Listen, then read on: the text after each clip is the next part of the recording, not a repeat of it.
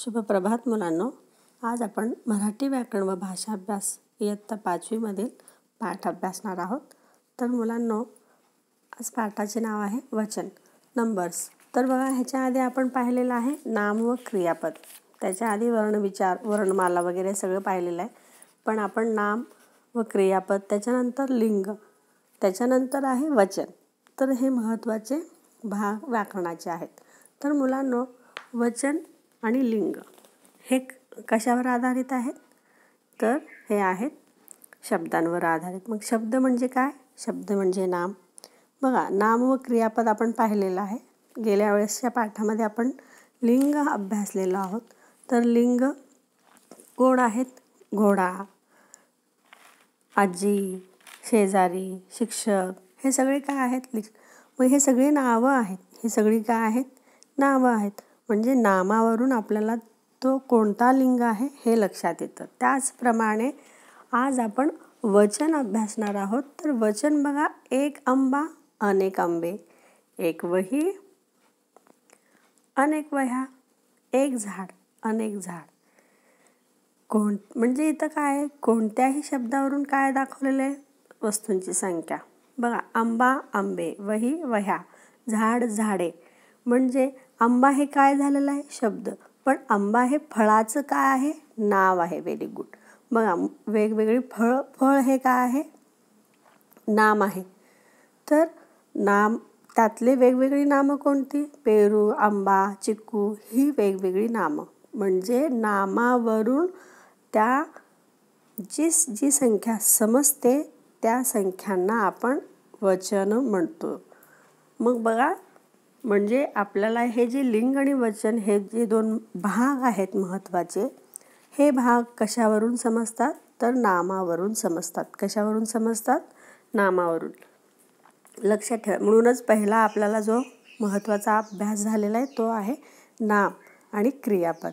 तर नाम आणि क्रियापद हे महत्त्वाचे भाग आहेत. त्याच्यामुळे तो पहिल्यांदा आपल्याला चॅप्टर झालेला आहे. त्याच्यानंतर आपल्याला लिंग आणि वचनची माहिती त्यांनी दिलेली आहे. ठीक आहे, आपण आता अभ्यासू. कोणत्याही शब्दावरून त्याने दाखवलेल्या वस्तूंची संख्या एक आहे की एकापेक्षा अनेक आहे हे समजते, यालाच त्या शब्दाचे वचन असे म्हणतात. बघा, कोणत्याही शब्दावरून. मग शब्द कोणते आहेत? आंबा, वही, झाड हे शब्द आहेत. मग त्यांची जी संख्या आहे ती एक आहे की एकापेक्षा अधिक आहे हे जेव्हा आपल्याला समजते त्याला काय म्हणतात? त्या शब्दाचे वचन म्हणतात. मग हे लक्षात आलं? तर बघा, ज्या शब्दावरून वस्तू एकच आहे असा आपल्याला जेव्हा बोध होतो तेव्हा त्या शब्दाचे एक वचन मानले जाते. मग आणि ज्या शब्दावरून आपल्याला वस्तू अनेक आहेत, एकापेक्षा जास्त आहेत असा बोध होतो तेव्हा त्या शब्दाचे काय मानले जाते? अनेक वचन आहे असे मानले जाते. Very good. तर बघा, इथं तुम्हाला एक वचन आणि अनेक वचन काय आहेत? शब्द दिलेले आहेत.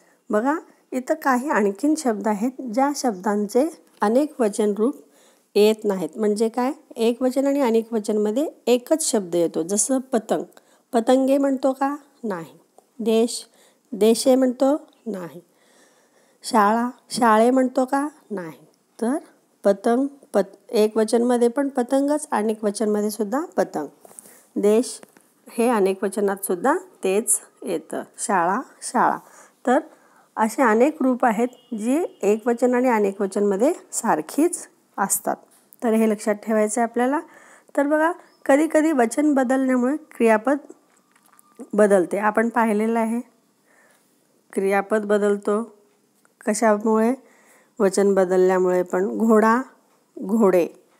बघा, मग घोडा धावतो, घोडे धावतात. म्हणजे काय झालं? धावतात हे अनेक वचनामध्ये क्रियापद बदललेलं आहे. जेव्हा घोडा हा शब्द आहे तेव्हा क्रियापद पण धावतो दिलेला आहे. म्हणजे एकटाच पळतोय आणि अनेक जण पळतात. बघा, तर घोडे धावतात. तर हे एक वचन आणि अनेक वचनात पण क्रियापद बदल होतो. हे लक्षात ठेवायचं बाळांनो. तर बघा, तुम्हाला इथं मी काही शब्द दिलेत. पुल्लिंग शब्द आहेत, ते एक वचन अनेक वचनाचे स्त्रीलिंगी आहेत. बघा, इथं आ, ए काय आहे? आंबा, आंबे. म्हणजे इथं ए हा म्हणजे एक मात्राचा उच्चार होतो. इथं खाली अ आणि आ, चिंच अ आलं, चिंचा आचा उच्चार होतो. म्हणजे अनेक वचनात आ येतो, ए येत नाही. तर खालचा गट जो आहे तो गट आहे अ आणि ईचा. अंघोळ अंघोळी ई आलं. तर अशा प्रकारे त्यांनी गट केलेले आहेत. मग ते गट कोणकोणते आहेत तर बघा, पहिला गट आहे आ आणि ए, त्याच्यानंतर दुसरा अ आणि आ, अ आणि ई आणि या, अ आणि ए आणि ई असे त्यांनी भाग केलेले आहेत. मग ह्यामध्ये स्त्रीलिंग आणि पुल्लिंग आणि त्याच्यानंतर नपुंसकलिंग शब्दाचे एक वचन अनेक वचन त्यांनी दिलेले आहेत. हे सगळे जे शब्द आहेत हे महत्त्वाचे आहेत बाळांनो, जे नपुंसकलिंग म्हणून ओळखले जातात. मग आपण काय करतो, माणूस म्हणलं तर काय समजतो आपण की बाबा हा पुल्लिंग आहे असं समजतो. पण तो काय आहे, माणूस म्हणल्यावर आपल्याला समजतं का माणसे उभी आहेत. मग त्या माणसांमध्ये काही बायका पण असतात आणि काही पुरुषही असतात. म्हणून हा शब्द नपुंसकलिंग मानला जातो.